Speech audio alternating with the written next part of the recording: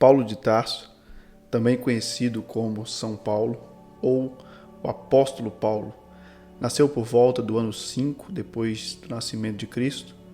Inicialmente ele era um fariseu e perseguidor dos seguidores cristãos. No entanto, sua vida mudou dramaticamente quando teve uma transformadora experiência de conversão enquanto se dirigia a Damasco. Após essa experiência, ele se tornou um proeminente seguidor do cristianismo primitivo e escreveu várias epístolas que hoje fazem parte do cânon do Novo Testamento na Bíblia. O cenário histórico que Paulo viveu foi marcado pela dominação do Império Romano e da região, o que permitiu a interação de diversas culturas e filosofias. Esse ambiente de convergência cultural teve um impacto em sua perspectiva, pois incorporou elementos do estoicismo e também do epicurismo, entre outras filosofias. Essa influência é crucial para entender como o estoicismo, epicurismo e a filosofia em geral moldou os escritos e ensinamentos daquela época. O estoicismo, bem como a filosofia antiga, deixou um impacto duradouro no pensamento ocidental.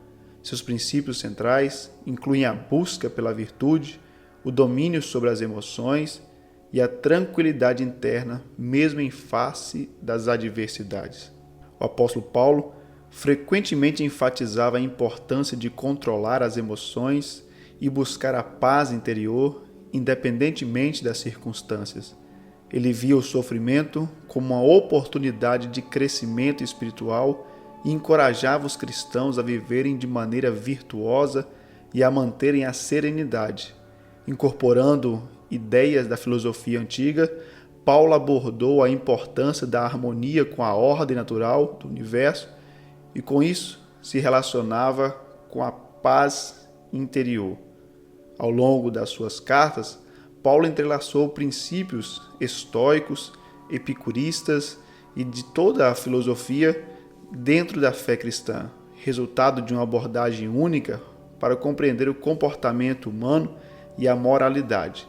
Sua influência transcendeu o seu próprio tempo, moldando o pensamento cristão primitivo e estabelecendo bases para discussões teológicas e filosóficas ao longo dos anos. O sincretismo presente nas escrituras de Paulo, onde diferentes influências se uniram, reflete a complexidade do pensamento humano e ilustra como diversas correntes de pensamentos podem convergir para formar uma abordagem enriquecedora para a espiritualidade e a compreensão do mundo. Antes de nós continuarmos a discorrer sobre esse assunto, gostaria de pedir a você que não deixasse passar a oportunidade de se inscrever nesse canal. A pergunta que eu sempre faço é por que não se inscrever? Um conteúdo de valor, preparado com muito carinho, enriquecedor tanto para a sua mente quanto para o seu coração, está diante de você. Fique até o final, pois eu lhe darei 6 princípios da influência filosófica nos escritos do apóstolo Paulo. Comenta, compartilha e já deixa o seu gostei. E ao final, eu quero orar por você com base nesta reflexão de hoje. Aqui estão as 6 influências filosóficas nos escritos do apóstolo Paulo. Primeira influência, o contentamento e resiliência nas circunstâncias. A teologia paulina enfatiza a capacidade de encontrar contentamento em todas as situações, tanto em abundância quanto em necessidade. Isso reflete a ideia de confiança em Deus, independentemente das circunstâncias externas. Filipenses capítulo 4, verso 11 diz: "Não digo isso porque esteja necessitado, pois aprendi a adaptar-me a toda e qualquer circunstância. Sei o que é passar necessidade e sei o que é ter fartura. Aprendi o segredo de viver contente em toda e qualquer situação, seja bem alimentado, seja com fome, tendo muito ou passando necessidade. Tudo posso naquele que me fortalece." Essa influência foi fruto do estoicismo. a qual se valorizava muito o domínio sobre as emoções e a tranquilidade interna, mesmo em face às adversidades. Paulo consegue, mesmo nas provações mais difíceis de sua vida, dizer que ele aprendeu. Isso é fruto de ensinamento, isso é fruto de alguém que passou por muitas lutas e aprendeu que essas lutas não são um fim em si mesma, mas que elas vêm para nos ensinar alguma coisa. Aprendi o segredo de viver contente em toda e qualquer situação. Essas adversidades não dominavam quem era Paulo. A resiliência dele face às circunstâncias mostra que o contentamento dele não está nas lutas, mas está no Deus que o chamou para aquela luta. Por isso que ele diz: tudo posso naquele que me fortalece. A luta não é um fim em si mesma. A luta, ela vem para nos mostrar o propósito de Deus em meio às adversidades da vida. Segunda influência, transformação pessoal e conversão. A experiência transformadora de conversão de Paulo, enquanto estava no caminho de Damasco, é um elemento crucial para a sua teologia. Isso ressalta a possibilidade de uma mudança profunda e uma virada de vida por meio da graça divina.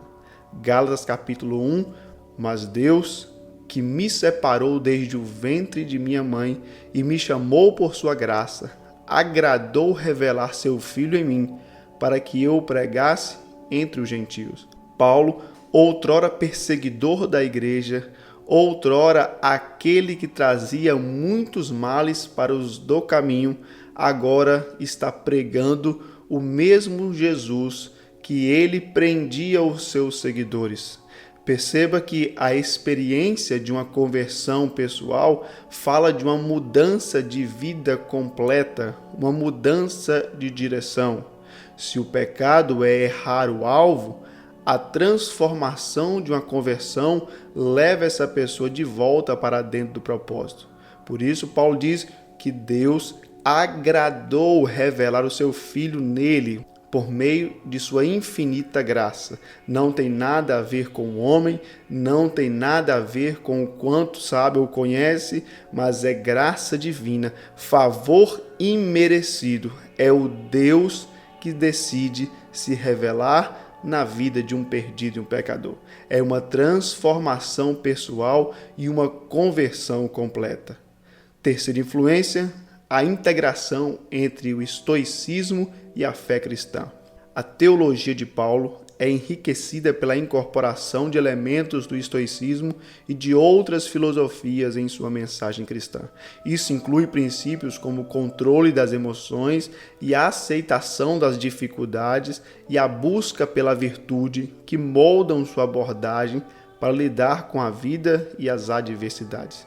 Filipenses 4, 6 e 7: não estejais ansiosos por coisa alguma. Antes, as vossas petições sejam em tudo conhecidas diante de Deus pela oração e súplica, com ações de graça, e a paz de Deus, que excede todo entendimento, guardará os vossos corações e as vossas mentes em Cristo Jesus. Perceba que Paulo consegue dominar a situação sem ser dominado por ela. As emoções não dizem para Paulo o que fazer, mas Paulo diz o que fazer para as suas emoções. A aceitação da dificuldade, a busca pela virtude, que moldaram a abordagem como lidar. A adversidade, ela vem como um elemento que nos aproxima de Deus, que leva a fé cristã a experimentar uma graça maior quando passamos pelas maiores adversidades da vida. O estoicismo, por sua vez, vem justamente mostrando esse controle das emoções do ser humano.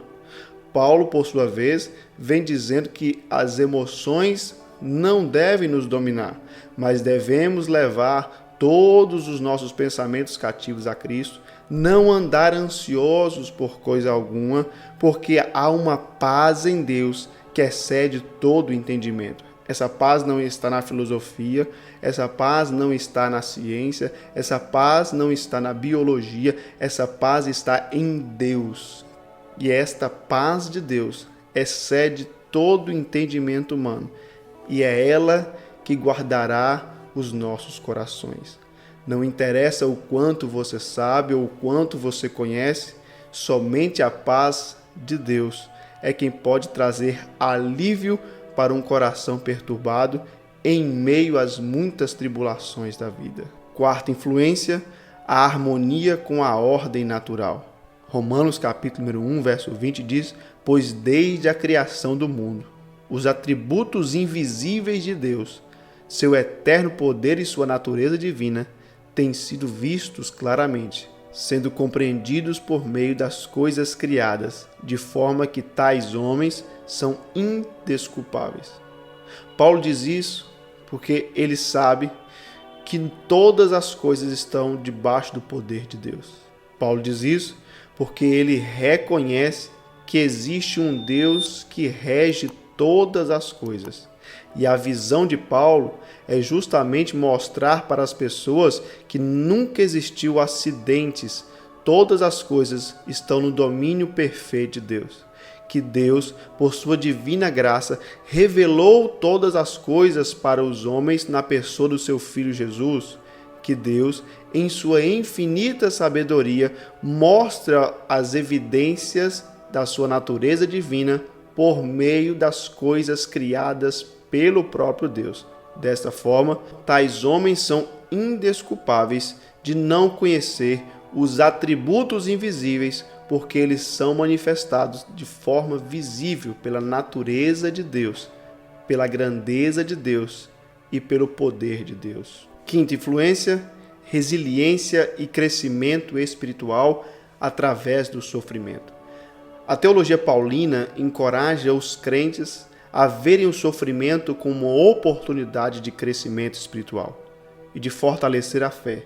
Através das tribulações, Paulo acredita que a paciência, experiência e esperança são desenvolvidas. Romanos capítulo 5, verso 3 diz: e não apenas isso, mas também nos gloriamos nas tribulações, porque sabemos que a tribulação produz perseverança, a perseverança um caráter aprovado, e o caráter aprovado, esperança.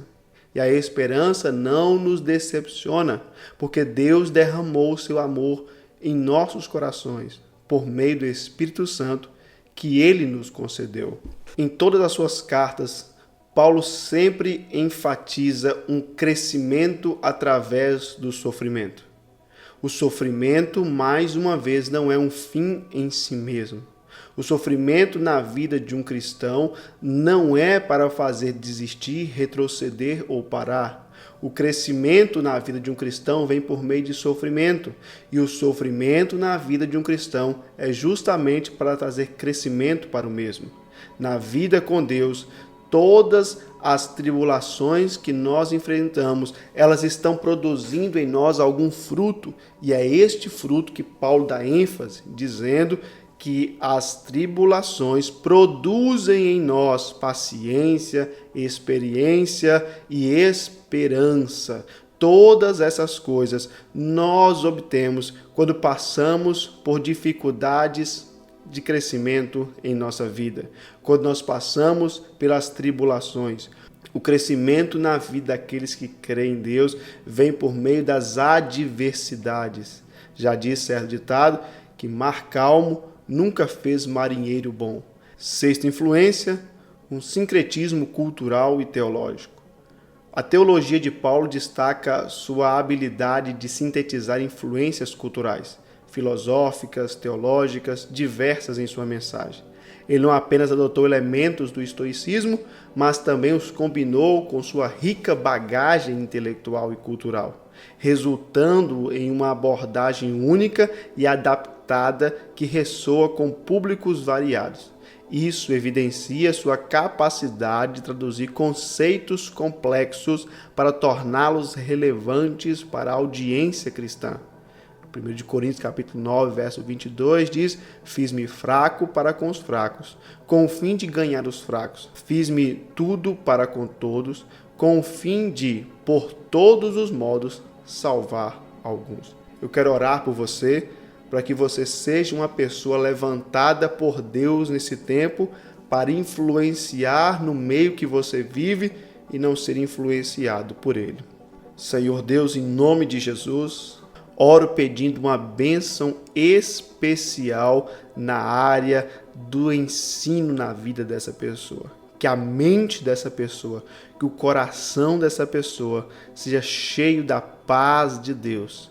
Que uma fome e sede por Deus possa brotar no coração dessa pessoa. E uma bênção extraordinária chegue na vida dessa pessoa a partir do momento que ela começa a crescer mais em Deus, desejar mais estar com Deus, que as portas possam se abrir. Pessoas que estão orando junto conosco, pedindo por portas abertas. Eu oro ao Senhor que abra essas portas.